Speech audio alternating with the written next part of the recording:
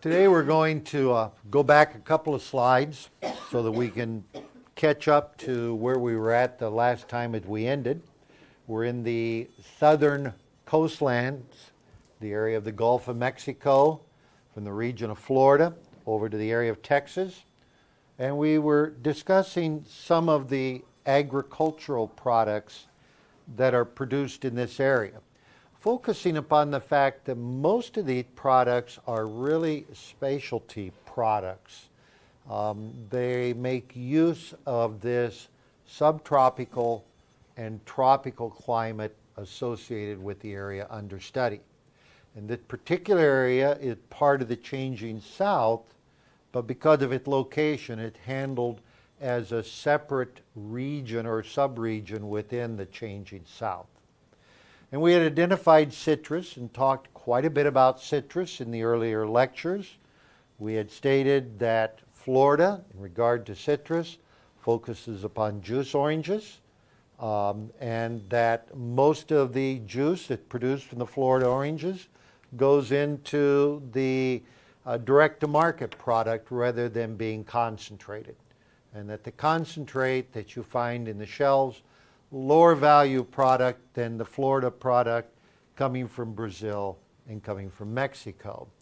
Oranges are big in Florida. There's some grapefruit, but grapefruit is more significant in the area around Brownsville and the lower Rio Grande River Valley in Texas. Lemons and limes are more of a California product than the Gulf Coast product. We also, well, I don't remember whether it was last time or this time actually, but I think it was last time that we talked that most of the citrus was picked by hand, tremendous amount of labor, migrant labor involved with the citrus harvest, and that's important to keep in mind that the actual picking is not done by mechanization but done by hand labor. We then go, leaving citrus, we go into such things as rice production, and the rice production being found primarily in the area of the Texas Gulf Coast and in the area of the Mississippi Valley. And so we then have this rice production, and I stated that in the United States, unlike in the Orient, the rice is done in a mechanized manner rather than using manual labor. We just don't have the labor in the U.S. to do it in the way that they do it in Asia. Sugar, we spent a great deal of time talking about the fact that sugar is a product where the United States had politically determined that it's important that the United States had a domestic sugar supply. And therefore, the sugar production is under contract. Here in the South, the major company is U.S. Sugar. The area where U.S. Sugar focuses on is primarily in Florida. In the region of the Everglades, U.S. Sugar uses so much water that there had been a move afoot to take the land that U.S. Sugar owns in Florida, take it out of production, take that water that would be used for irrigation and use it to allow the Everglades to have a better sort of ecological framework for its future existence. Therefore, as we look at sugar, keep in mind that, as I said, there's plenty of production in the tropics outside of the U.S. We really need, sugar needs a 15-month growing season to be able to mature fully. We can't supply that in the United States, and so the cost of producing sugar is fairly high within the mainland U.S. We then go into a new item that we didn't cover last time, and this new item is winter vegetables.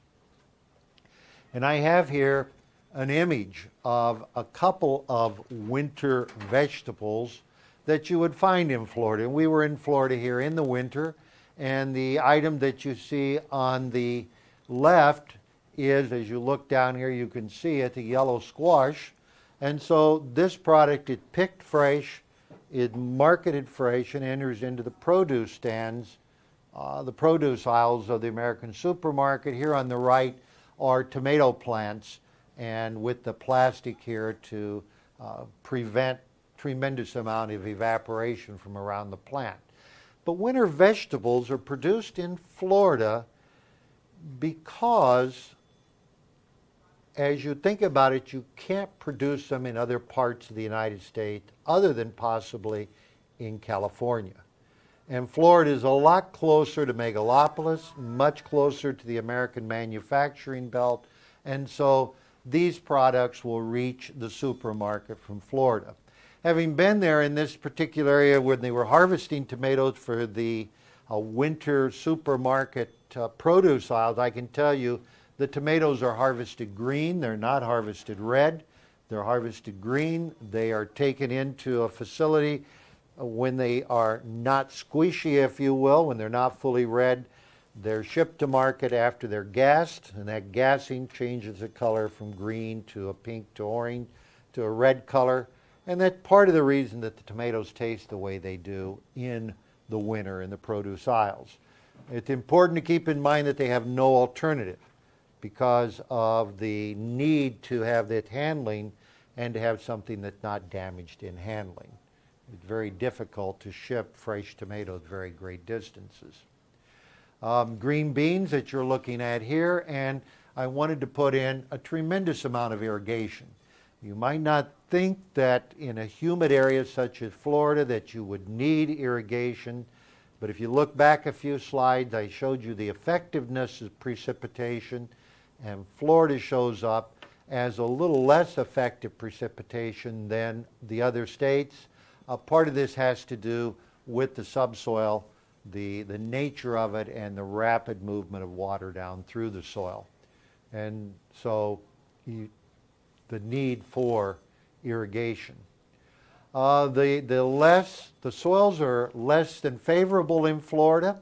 I wanted to show you some pictures of the soil here. They're preparing a field for planting, and as you look down the field, you can see the soil looks like it hits a layer of hardpan right down below, not too far. And so the soils aren't the most favorable soils, but with the use of a fairly large amount of fertilizer, these soils can be very productive, and they are fairly productive. But you need fertilizer and irrigation.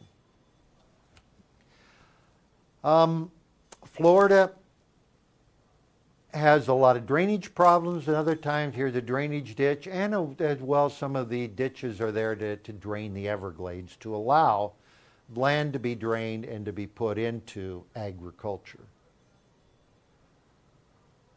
Latino and Haitian influence in the eastern part of the region. You know, as you look at the Mississippi on eastward, we do have a tremendous Latino and Haitian influence, especially in Florida, in the area around Miami. This has to do with its position so close to the Caribbean. And we know that part of this is related to Cubans fleeing Cuba with the arrival of Castro many years ago. This group of people establishing a beachhead in Florida and remaining there over the years and becoming really a significant component of the population in Florida. The Haitian influence is there. There's a little bit of a different procedure between Cubans fleeing Cuba and Haitians fleeing Haiti. If a Cuban arrives on American soil, they're immediately considered to be a political refugee and can seek political asylum and is given entry permit into the United States.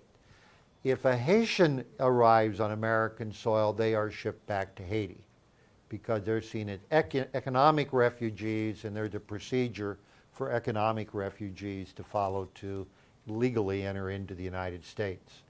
So the Cubans are there in much larger numbers, if you will, because of historic precedent rather than this refugee aspect. And the Haitians are there because Florida is just so close to Haiti, and some of them have been successful in arriving. A map of the census of 2000, and this will, of course, change with the new census that will take place next year. But as you look at this particular map and you look at Latinos, I would urge you to look up at the upper right-hand corner of the map.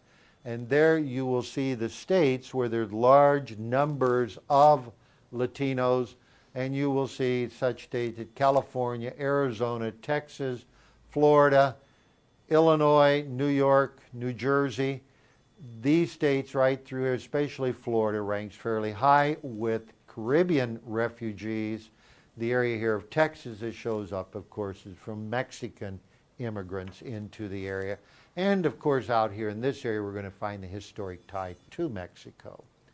But Florida certainly appears as a significant area on this map. And as you see, some of the counties have a rather large number of people of Latino derivation, especially around Miami in that area. And you can see this on the landscape. As you look at the landscape, you can see the restaurants with the signs in Spanish, Spanish rather than even English. And so it's possible when you're in Miami, if you go to what I call the smaller ethnic neighborhoods, you either need to speak Spanish or you need to go in and understand that, and I say Spanish, it's kind of a Spanglish. Because as you look at this sign, you can see down through here, and all of a sudden you say, oh, I know that one, that's a hamburger, I can eat that. But you look at the rest of it and you see that it's primarily in Spanish. But there's a mixture of Spanish and English. The group have been in Florida long enough that the two languages are kind of intertwining, and the words are moving between the two. The Cuban dishes, they have a lot of black beans in them.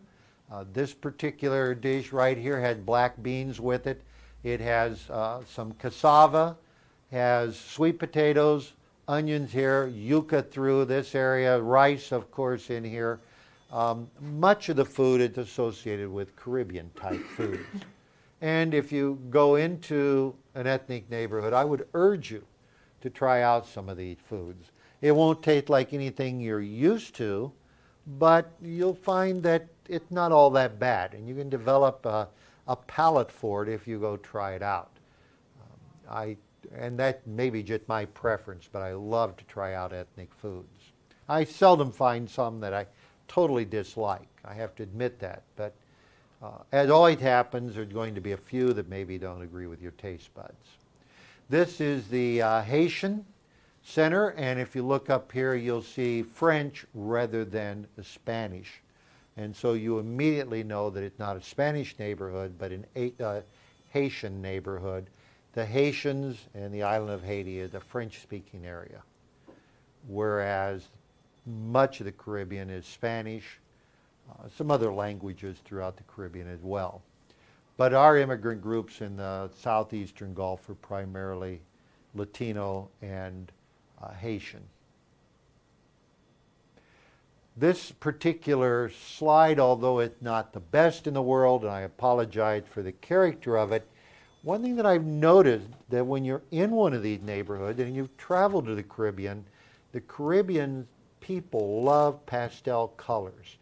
Pinks and light blues and yellows and all of those colors, whereas Americans are much more subdued when it comes to the use of the color palette. You go into these neighborhoods and you'll see the Caribbean flavor immediately coming in with all the different colors. We have here something about now retirement. And I would be amiss if I didn't speak a bit to retirement and the significance of this area of the country. As I approach my retirement age, and then maybe you could say, yeah, you've approached your retirement age and you've gone by it, and in reality, I guess I have gone by it a bit. I see that as I look at this and think about it, in my retirement when I have it, I'm going to say to myself each month, hopefully I'm not going to worry about a paycheck. It's going to be coming each month and be deposited into my checking account. It's one of the neat things about retirement. You're supposed to have, throughout your working career, put aside enough money along with Social Security that economic opportunities are not what you're looking for in retirement. In other words, as you think about push and pulls, you have to say, okay, one of the things that's no longer pulling me is where can I get a job? That's not of any significance to me at all in retirement. If I want a job, I'll continue to work until I don't want a job. That's kind of important. So when I retire, economics is taken care of. So I have to think when I retire, where do I want to live? I have the opportunity of living where I'm already at, or I can have some pushes. Now, if I were to live in Rochester, Minnesota, or Bemidji, or Duluth, and I didn't like winter, that might be a tremendous push. If I were living in an area where there was tremendous traffic congestion, I didn't like traffic congestion, that might be a push. So as you think about wherever you might be at in America, there are people who like where they're at, and at retirement, they no longer have to say, where do I get a job? So then you ask, well, what are the pulls? What would be the pulls that attract people? Well, a pull might be cultural amenities. I might like to go to museums. I might like to go to operas. I might like to go to symphonies. That could be a pull. And I could say I don't have them where I'm currently at to the extent I would like. I might also have a pull where I say I love beautiful scenery.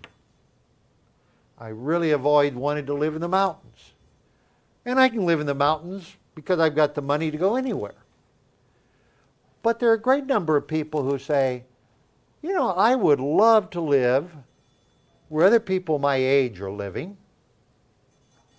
and where I don't have to deal with winter, where it's nice throughout the year. I don't have to deal with winter. I don't want 105-degree temperature. Humidity doesn't bother me. If humidity doesn't bother me and I want it nice, now we're getting to the point where Florida kicks in. And you look at this and, you know, personal disposable income in retirement, financial security allows movement to anywhere. They'll be attracted to pleasant locations. And as you look at Florida in 1950, 12.4% of the population was over 60. In the year 2000, 22.3%. As you look at states like Ohio, you can see that, yes, indeed, the population is aging maybe, but Florida amount today is much larger increase in either one of these two. And so what's happening is people are leaving Ohio, they're leaving Connecticut, and they're going to Florida. Now in the Great Plains, we might not choose to go to Florida, we might choose to go to Texas. And if you were in Montana, you might choose to go to Arizona. But keep in mind, Megalopolis is only a short air hop away from Florida. And there's direct rail connections to Florida. And so if your family is back in the Northeast, you can get there very easily and still live in Florida. And so Florida has attracted a tremendous retirement community. And it's important to keep that in mind. It's not limited to Florida, but since we're studying this region, Florida is the important place where retirement communities shine. Tourism is also important to the eastern edge of the Gulf. Keep in mind we divided the Gulf between the east and the west. And so keeping that in mind as we look at Florida and tourism, we divide it into the human-made and the natural. The human-made attractions for tourism and the natural attractions for tourism. Where do you want to travel to? And why do you want to go there?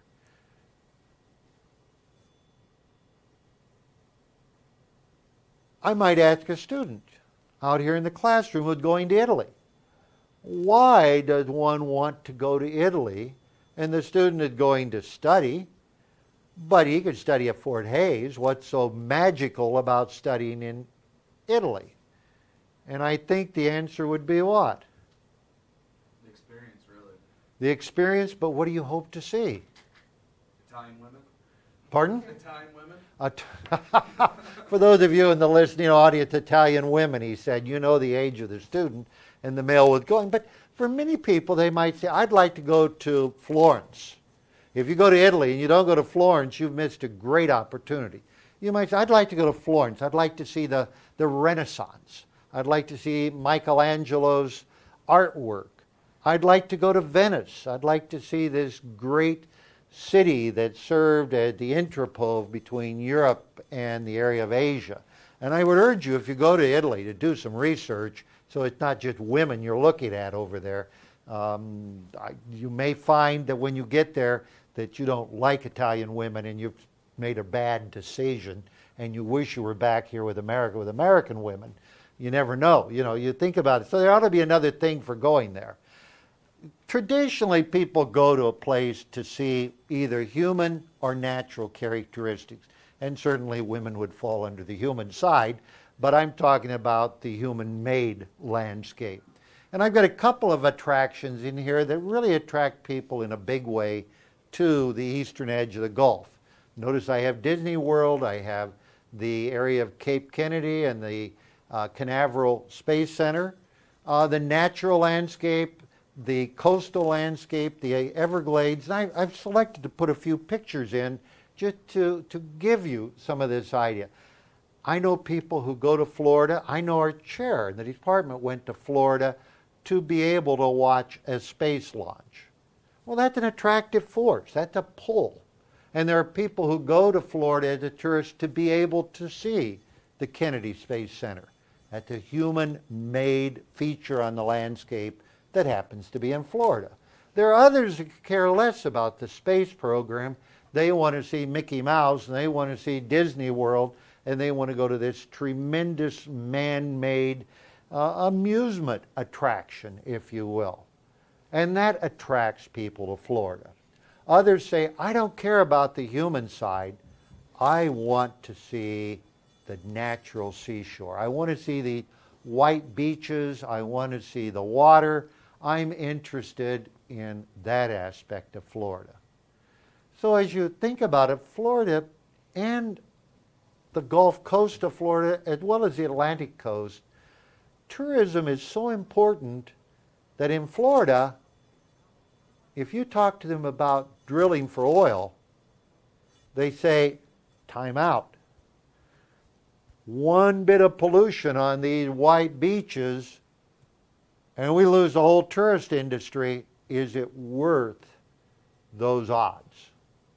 And you'll find that the Eastern Gulf is much more resistant to using the waters to produce natural resources other than the natural resources of beauty that they're for tourism. The Everglades are very attractive. Now, we've talked about U.S. sugar and owning the land here just to the area of the west of the Everglades and Lake Okeechobee and this whole area here of the area where the water gradually drains southward. But there's not many places in the United States where you can view a Everglades swamp, the word swamp, in a place like Florida.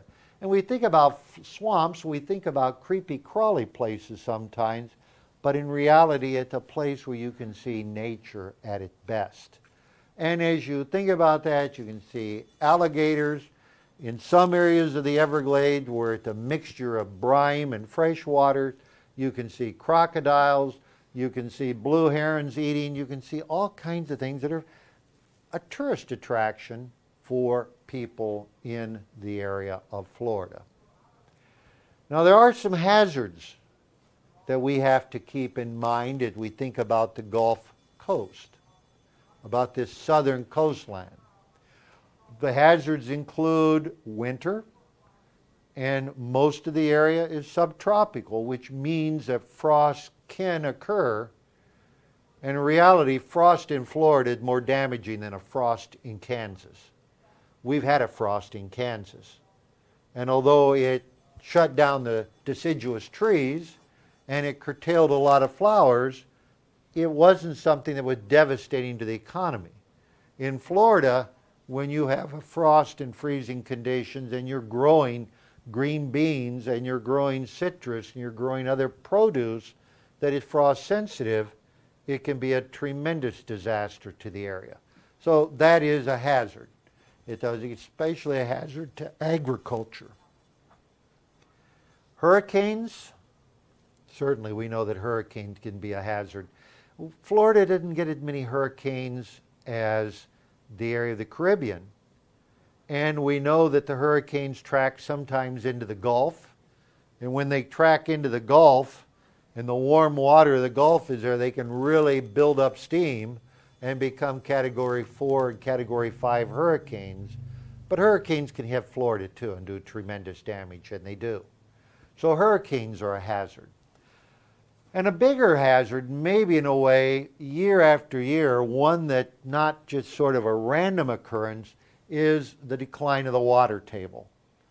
And that's especially critical in Florida, where although you have tremendous amounts of rainfall, there's enough people who have settled there demanding so much water, not only when it rains, but throughout the whole year, that to provide that water, they have to tap the underground aquifers. And that underground aquifer is that fresh water floating on salt water. And when you take out the fresh water, the salt water comes back in. And once it becomes saline from the ocean, then you've destroyed it. So the water table is really a critical aspect, especially in Florida.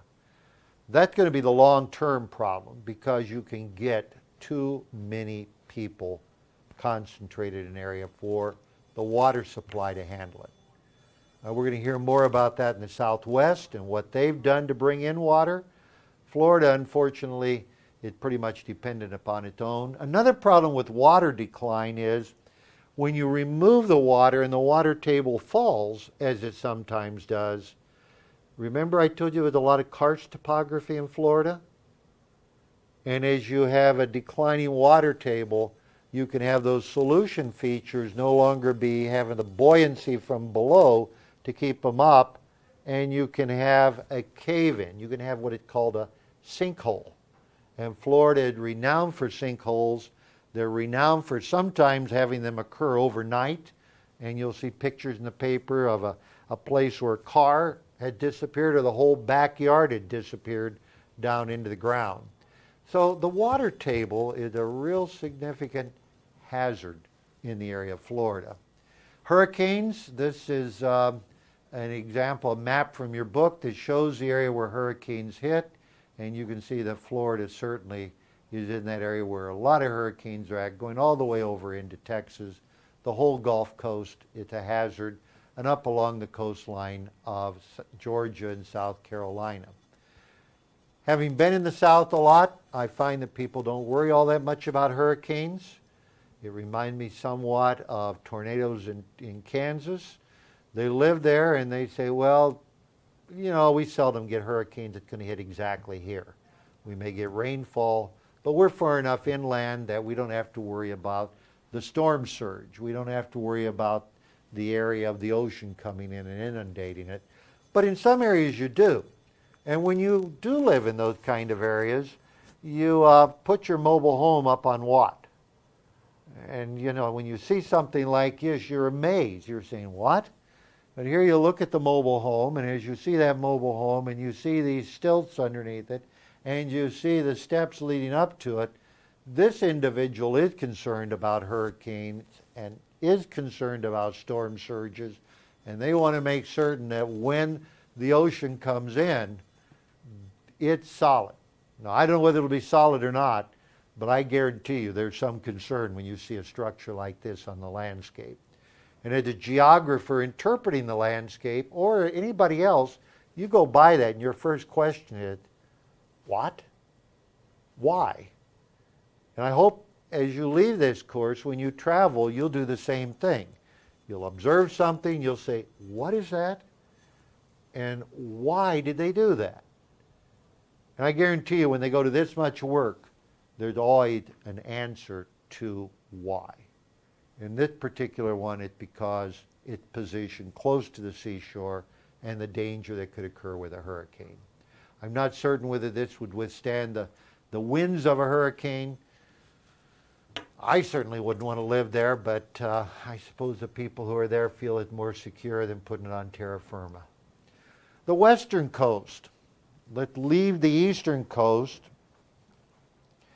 and we go to the western coast. It has some of the hazards, if you will, of the eastern coast.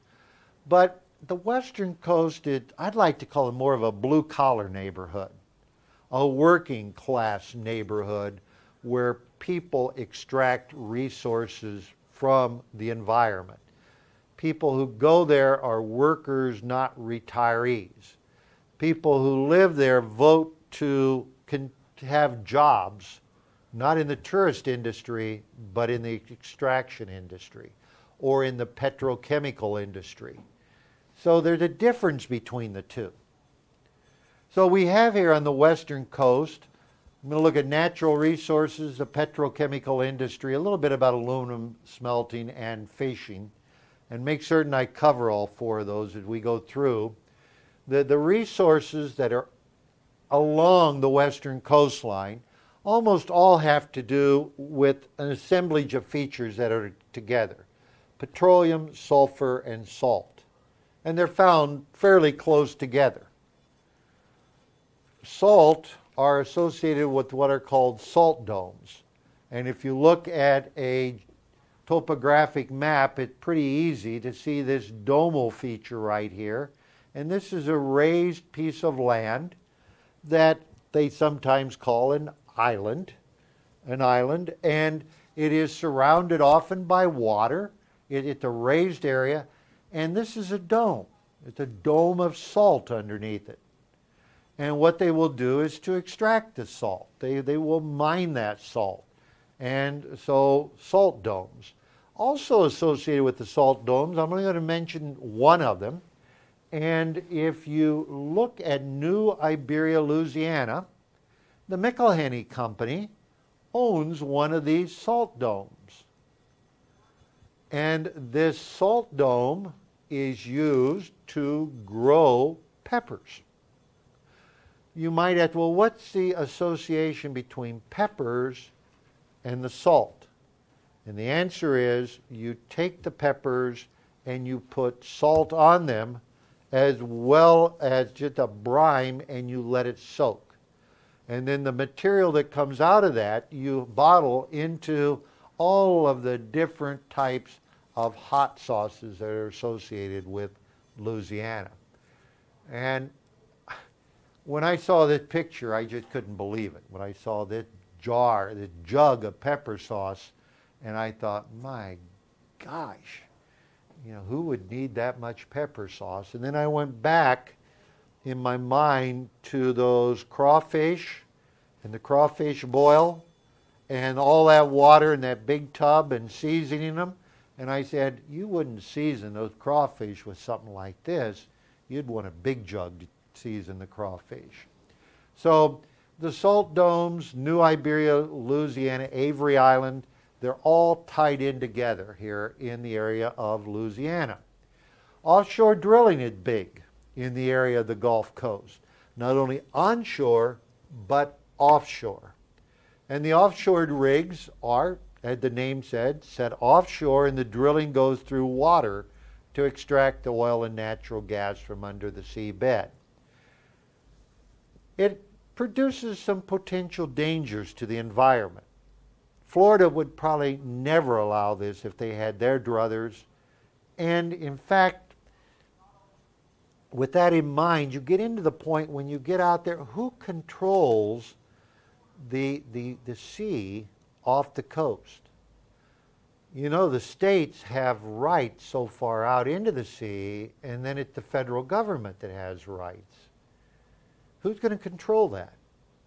Federal law is going to control it, or state law is going to control whether they allow it to occur. That's a big issue between one end of the Gulf and the other. On the western Gulf, the states allow it to be totally open. On the eastern Gulf, they want to prevent this from occurring. And you have a map in your book that shows you the offshore wells And as you look at this, you can see gas production as well as oil production offshore, which means that that allows, as we look at this, anything to do with petroleum as a petrochemical industry.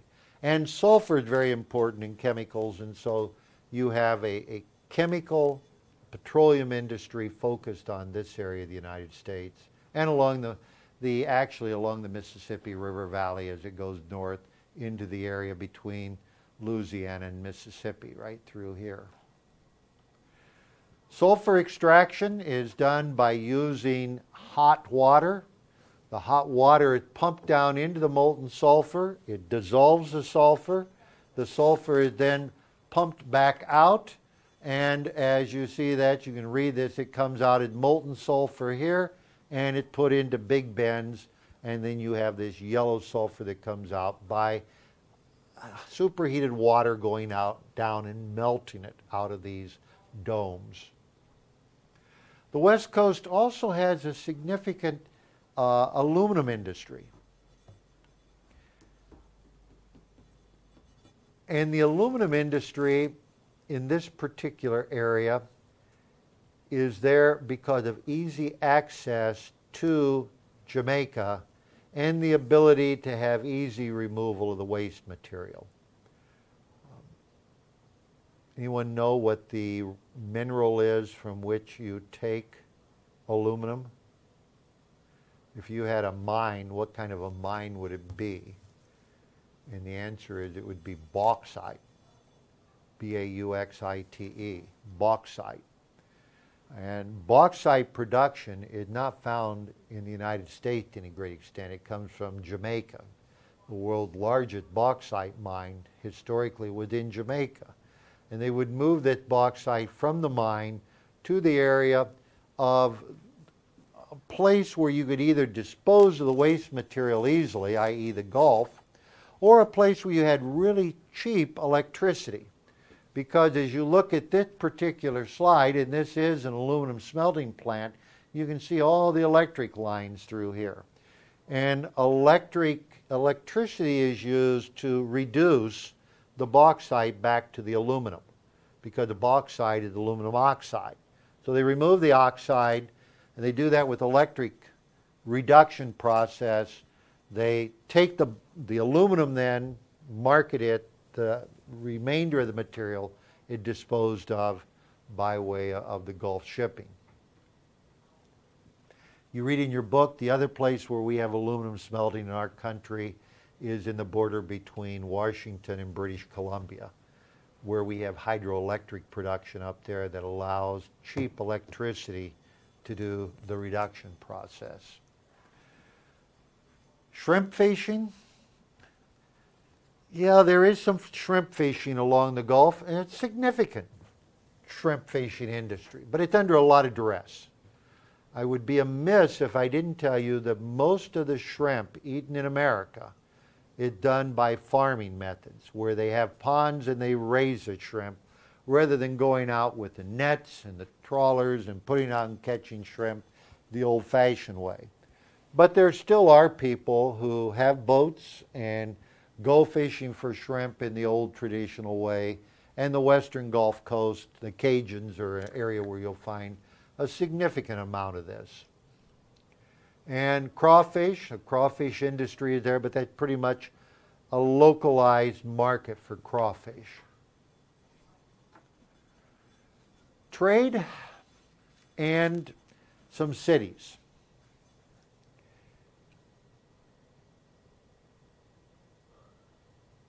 As they talk about trade in this area, you have to think about the movement of commerce, accessibility.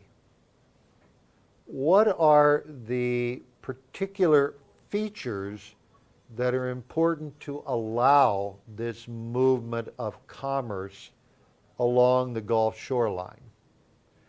And we've identified up here the Intercoastal Waterway. We're going to identify the Tenn-Tom Waterway. And in Houston, we're going to talk about rail connections. Now, they have the Houston Ship Canal, which is part of the Intercoastal Waterway, But Houston really excels because of rail connections into the rest of the country. The Intercoastal Waterway looks like this. And the Intercoastal Waterway is a waterway that goes along the Atlantic coast and along the Gulf Coast, protected from the winds of the sea by barrier islands offshore.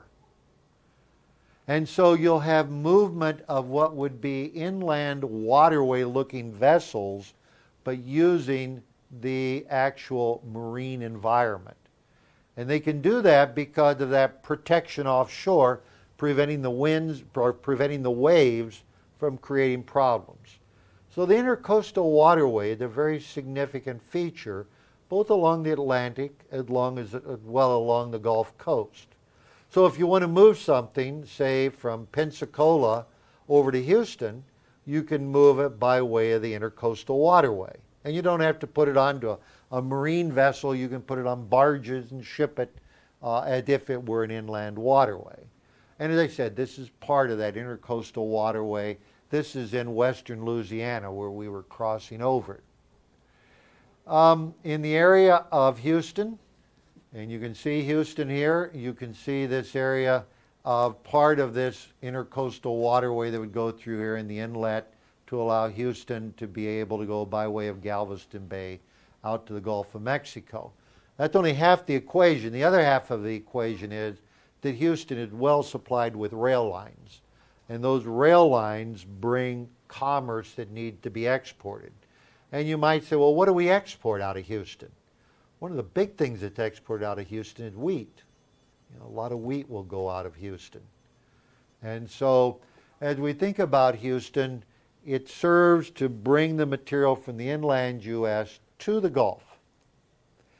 And it serves the area west of the Mississippi River Valley, because the Mississippi River Valley's major port is New Orleans. But before we get to New Orleans, we need to talk about the Tin Tom Waterway. Remember the Tennessee River Valley? Tennessee River Valley that goes through here, down through here, and up through like this.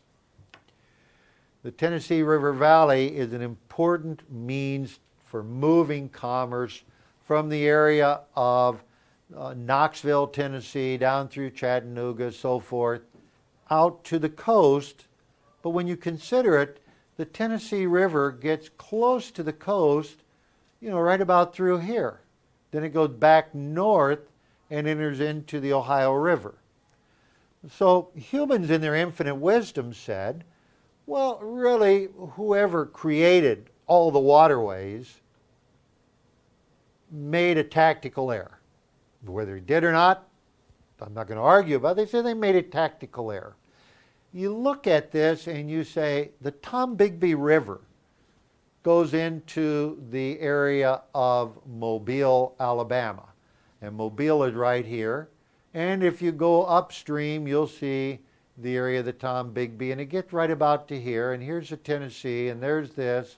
And all you have to do is to dig a little canal through here, and then you can drain, you know, all of the freight here that's going on this river, coming up here, can go right straight south through Mobile. Now, Mobile was excited about that. Would you not be excited if you were in Mobile? Because now, currently before the waterway, anything on the Tennessee River that was going by barge would have to leave the U.S. through what port? New Orleans. The only port it could leave from. It'd go, as you think about it, it'd go down here, it'd go back north, it'd go then back south and exit through the port of New Orleans. Mobile then was sort of a backwater port in comparison to New Orleans. And what Mobile said is, we can increase our hinterland by just digging that little canal through there. And with that in mind, the whole Tennessee River Valley will drain not through New Orleans, a trade, but will drain through Mobile. So the Tin Tom Waterway becomes important for what city? Mobile. Again, just a refresher on tests, because we're going to have a test coming up here after this chapter. If you hear me repeat this 2 or 3 times, you might say to yourself, I'm going to put an asterisk on that. There must be something about that that is somewhat significant. So, Mobile, Tenn-Tom Waterway, drainage of the Tennessee River Valley should be together, and you look at a map and it should make sense. New Orleans and Miami are 2 urban centers in terms of a sense of place. And remember, we always are interested not only in sense of place of the region, but at a different scale, the sense of place of the city as a region. And so New Orleans, I don't have too many slides of, but I just put them together sort of as a collage. I'd like to focus on this slide over here. This type of architecture, as you look at it, you may say to yourself, well, I've seen that architecture. Yeah, I've seen that. I've seen that in movie theaters. Correct? The movie theater industry in the United States, many of the buildings were built at the time when this particular type of architecture was the major architecture that was in vogue in our country. Would have been back in the 1930s. This architecture is called Art Deco. Now, we have an Art Deco piece in Hays, Kansas. Our courthouse is Art Deco. So if you look at our courthouse and you look at the way it's set up and the columns and so forth, you can see the characteristics of Art Deco. The one city in the U.S. that has the most Art Deco architecture is Miami. And you go to Miami Beach and you'll just see hotel after hotel after hotel in the Art Deco motif. So that to some extent gives identity to Miami. Another variable that gives identity to Miami is the cruise ship industry, and Miami is a major port for the cruise liners. And so as you go to Miami, many people will go to Miami as a major port of call. Miami is also the major port of call to the Caribbean in general. I suppose that's why Miami Vice was on the TV and all the things that were associated with Miami. So Miami is that gateway to the Caribbean. New Orleans is a bit different. New Orleans is an older city in some ways than Miami in terms of what you see there. And New Orleans after Katrina is not the New Orleans before Katrina. And I haven't put in the slides that I have of Katrina. I was down in New Orleans March after Katrina went through. And New Orleans was, the flooding was just devastating to the city. Maybe before we totally leave, I'll add some more slides to it and show you something about the impacts of Katrina on New Orleans. But the pictures that I have here are New Orleans before Katrina. It's important to keep that in mind. Some of the things remain the same. For instance, the Mississippi River remains the same. New Orleans exists because of its situation. It is situated near the mouth of the Mississippi River. Now I said near. If you go to New Orleans, don't expect to see the Gulf because New Orleans is far inland from the Gulf. But marine shipping can go inland as far as New Orleans. So the channel, the navigational depth of the river is great enough to allow marine ships to go to New Orleans, and this becomes a major port for the functional region called the Mississippi River Valley. And that valley extends, and its connecting links extends all the way to Kansas City and Omaha because the Missouri drains into the Mississippi. And you can have, during some times of the year, movement of commerce by inland waterway to Kansas City and Omaha. It also goes all the way to Pittsburgh. And it goes all the way north to Minneapolis, St. Paul. So as you think about this, and it went all the way up to Knoxville, Tennessee.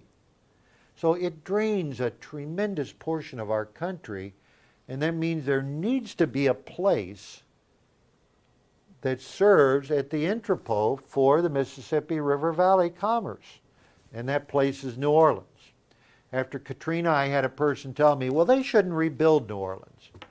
There's no need to rebuild New Orleans. Those people ought to be smart enough to not build there. But you've got to build at a place where marine commerce can interchange with the inland waterway. And whether that be New Orleans or not, New Orleans there, and there's enough infrastructure there that they can't abandon it. So the Mississippi River becomes very important to New Orleans. And another thing that's significant about New Orleans is that much of it is below sea level, which is really devastating when the pumps don't work, or the walls break down and the sea and Lake Pontchartrain rushes back in and inundates the city. But you can see that it's below sea level when you go to New Orleans, and you see many of the graves are not buried below ground, but the bodies are above ground. And that's because the water table is so close. In fact, New Orleans would flood over if they didn't have the pumps going and keep pumping the water out. Now you may say, well, that's stupid. But keep in mind that the Netherlands has a great amount of land that only exists because they have a dike and they pump the water out. And you wouldn't suggest that the Netherlands abandon their land, nor would you suggest that the United States totally abandoned New Orleans. It has its problems, but it serves its function that's important. There are unique types of architecture in New Orleans, more so in the past before Katrina, because Katrina in some ways was like the Great Fire in San Francisco. It destroyed a lot of the past, not all of it. And I think if you went there, having never been there before, you wouldn't really be aware of the difference between the two. But one of the homes that was really interesting in New Orleans was a type of architecture called a camelback house. And a camelback house had two full stories on the rear of the house. It had one story up front. As you look at this house and looking at the gingerbread part of it, you can see that it dates back to the Victorian era in the U.S., which was the turn of the century, turn of the 20th century. And so with that in mind, and you look at this, you might ask, well, why did they build it that way? Why was it always one story on the front sidewalk footage? People who've studied that say there's a very good reason for that. And that reason is that the tax assessor did what? The tax assessor assessed the house by the number of stories butting the front sidewalk. And so this house was assessed as a one-story house. The people in the house said, well, we can beat the tax assessor's own game. We'll leave a one story in the front, two stories in the back. We get all of this additional space back here free of charge from taxes. Nothing new in the game. It was done in New Orleans. It's a type of architecture that's found in New Orleans, not really found anywhere else in the country. And they're described as camelback homes. New Orleans is certainly a city that knows that hurricanes exist. And if you go to New Orleans, one of the things that people love to drink, New Orleans famous hurricanes, a drink that's named after the hurricane. Really sweet, not the kind of drink that I want to have, but nevertheless it's the kind of drink that is associated with New Orleans, a hurricane. As we talked about grinders and we talked about hoagies and we talked about other foodways, New Orleans is renowned for a lot of foodways, one drink of which is the hurricane. New Orleans is also known for Mardi Gras. And you haven't lived until you've gone to New Orleans at Mardi Gras, and it's a lot more exciting for your age than it is for my age. And so I tell you that up front. Mardi Gras, what is Mardi Gras? When did Mardi Gras occur? Pardon?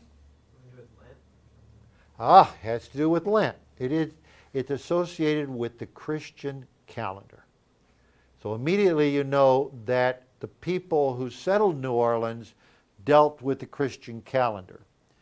And it had to do with the Catholic community because, as I've said before, the Protestants, by and large, were too work-focused to enjoy holidays, and the Protestants never had much fun.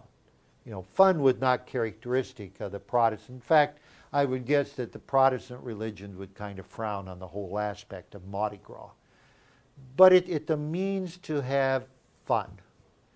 It's a fun period that occurs from the secular community. It occurs at the period of time just before the starting of Lent.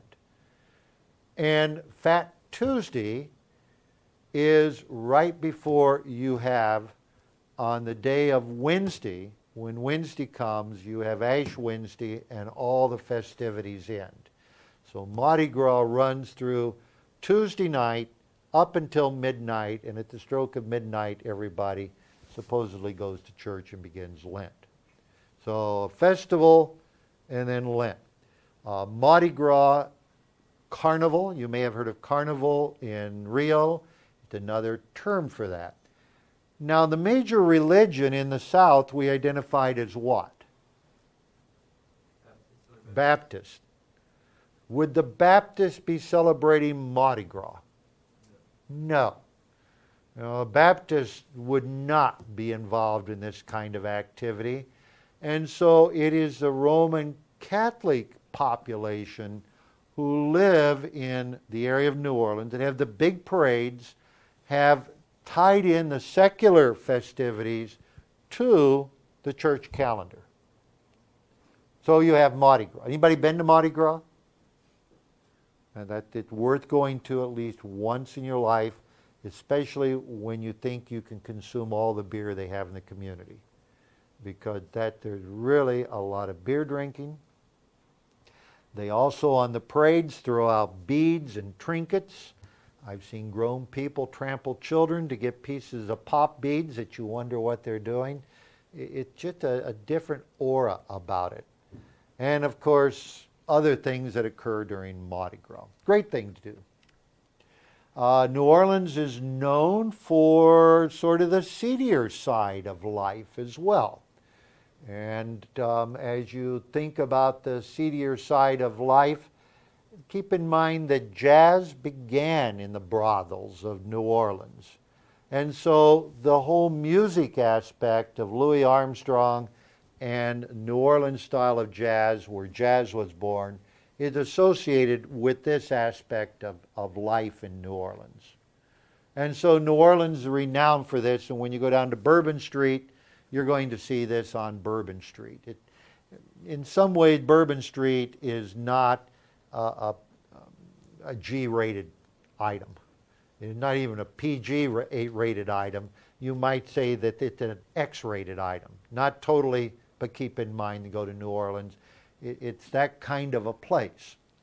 It's an area, as I said, where Mardi Gras is at, where jazz is at. The jazz clubs are there going into the night, Preservation Hall. You can drink your hurricane, listen to jazz all night, and just have a blast. New Orleans is a great place for that. They also have some foodways, too. Now, we talked about grinders. We talked about submarine sandwiches. They have their own type of sandwich that's associated with this. The muffalata. Muffalata sounds somewhat Italian, doesn't it? As you think about this is not French. This particular sandwich, it was associated with the immigrants who used New Orleans as a port of call to come into the United States. And it was a major port of call for not only Germans, if you will, but Italian immigrants and other immigrant groups from Europe. Many of the people who came into the Midwest that we're going to go to next, even out into the Great Plains, came in through New Orleans and got land up in the upper reaches of the Mississippi River Valley. But these Italians in New Orleans established their own community, and they became big in the fruit business, produce business. And in fact, they established a company called the United Fruit Company. And United Fruit Company had ties into the Caribbean to produce bananas in the Caribbean and bring them north. And so they had their own steamship lines and other things. So when you're in New Orleans, you don't hear much about these Southern Europeans who were there, but you can see it here on some of the menus, the muffalatos. And you read about that: ham, salami, bologna, Swiss cheese, provolone cheese, all on a large Italian bread, heated and tapped with Italian olive salad. You look at it and you start olives, Italian bread. I mean, it's Italian, but it is called a muffalata. There are a smaller version of that, like our submarine sandwiches. They're both submarine sandwiches. It's a po' boy. A po' boy refers to the fact that you can get this sandwich and it doesn't cost you an arm and a leg. Now, the prices that I have on here that are fairly old. I think on this particular price list that goes out to the audience, they don't necessarily see all of the items down here, but we've got $4 to $6 for the price for a poor boy and a muffalato. They also have Lucky Dogs. Yeah, you know, if you go to one place, you'll have Coney Island, you have Nathan's Own, and then you have Lucky Dogs. In New Orleans tradition, you'll see here a New Orleans tradition, Lucky Dogs, and these are all over the area of the French Quarter selling hot dogs. New Orleans is kind of a blue-collar town. Hope I've got the next picture. I don't know whether I've got red beans and rice. I hope I do. I don't remember. Gumbo. Gumbo is Cajun. Found in New Orleans, but the term gumbo, as you look at what goes into gumbo, the signs are really neat. You see a big pot, and you can assume that in that big pot is going to be some water and probably a tomato base and Tabasco sauce. And along with it, you'll see all kinds of carrots and peppers and shrimp and mushrooms and all the things that go into this great stew pot. And so gumbo is a stew.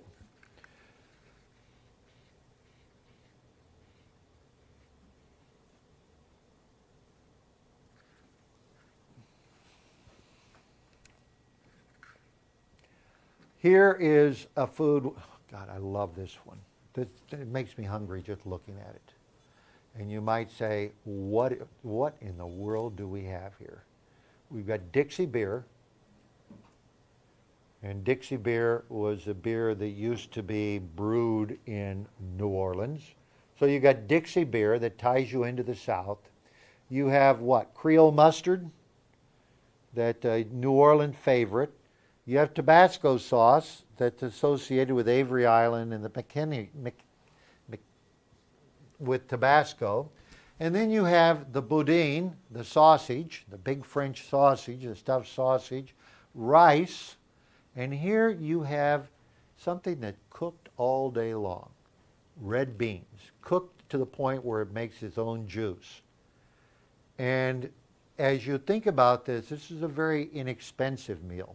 It was normally done by the cooks on a Monday in New Orleans. The woman of the house who was busy, and she may not have had a sausage with it, but she would have red beans and rice. Put a pot of beans on in the morning, do the laundry, and by nightfall, when the man of the house would come home, they would eat red beans and rice. And red beans and rice is a traditional favorite of New Orleans. We've got a poor boy. Over here you can see it looks very much like a submarine sandwich. And back in here is the Jazz Festival, which is associated with New Orleans as well. It occurs early in the spring, about spring break. They have the Jazz Festival down there. So ends the slides of the area of the southern shoreline.